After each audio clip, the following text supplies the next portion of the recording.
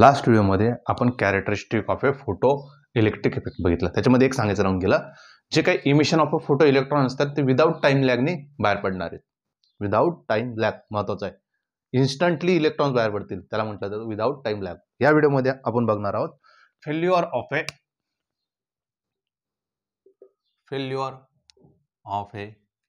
Wave theory to explain photoelectric effect. ठीक आहे. Photo electric effect करण्यासाठी काय फेल्युअर आलं ते आपण बघूया. पहिला फेल्युअर बघतो आपण वेव्ह थेअरी लाईटने काय एक्सप्लेन करू शकलो. पहिला, it have time lag to emit an electron. ठीक आहे. इलेक्ट्रॉन इमिट होण्यासाठी एक टाइम लॅग लागणार होता. त्याच्यामध्ये टाइम लॅग लागत होता का? नाही. सेकंड,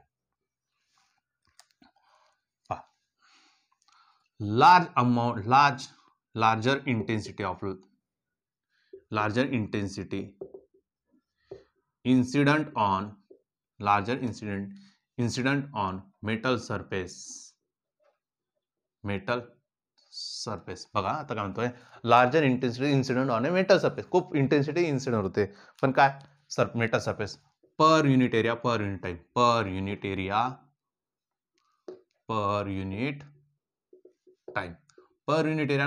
टाइम मध्ये खूप सारा लार्जर इंटेन्सिटी करणार इन्सिडेंट होणार आहे. Then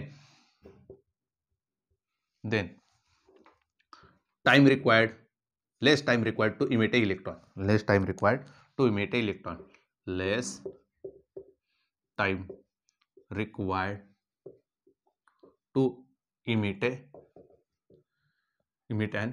electron.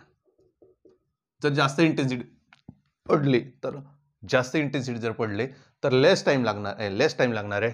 तिसरं,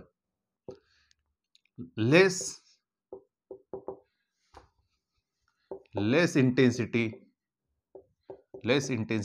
of light incident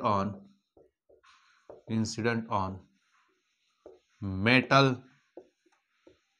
surface per unit area per unit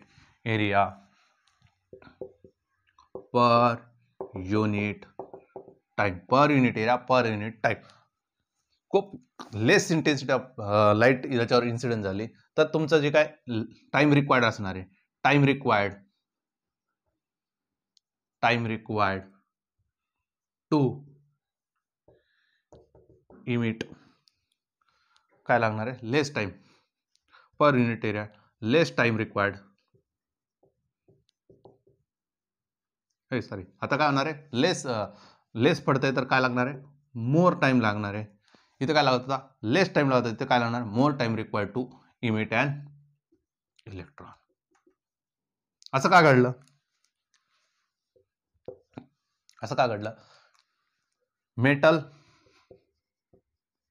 metal will be absorb. Metal काय करणार आहे, ऍब्सॉर्ब करणार आहे. Metal will be absorb the energy. Energy काय करणार, तो ऍब्सॉर्ब करणार आहे. Then after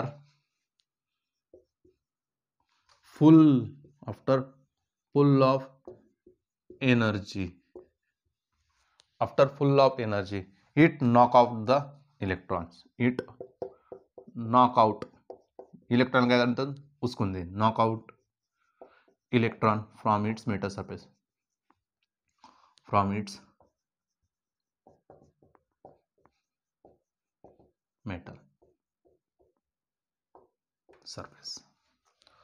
महत्वाचं आहे. Wave theory depends on intensity of light. आता तुम्हाला तर माहिती आहे इंटेन्सिटी ऑफ लाईट काय असतं. Intensity of light is directly proportional to the amplitude square. एम्प्लिट्यूडचा काय तो स्क्वेअर होतो. ठीक आहे. इंसिडेंट ऑफ इंटेन्सिटी कशावर डिपेंड आहे, एम्प्लिट्यूड. वेव्ह थेअरी काय कन्सिडर करतं? ॲम्प्लिट्यूड म्हणजेच काय? इंटेन्सिटी. ठीक आहे. 6 वेव्ह theory does not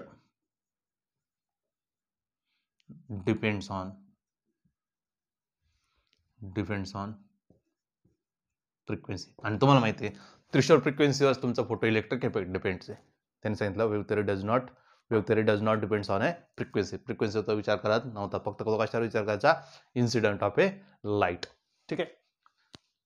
या महत्त्वाच्या गोष्टीमुळे वेव्ह थेअरी ऑफ लाईट इथं यूज करू शकलेलो नाहीये. का? कारण की त्यांच्यामध्ये टाइम लॅग आहे.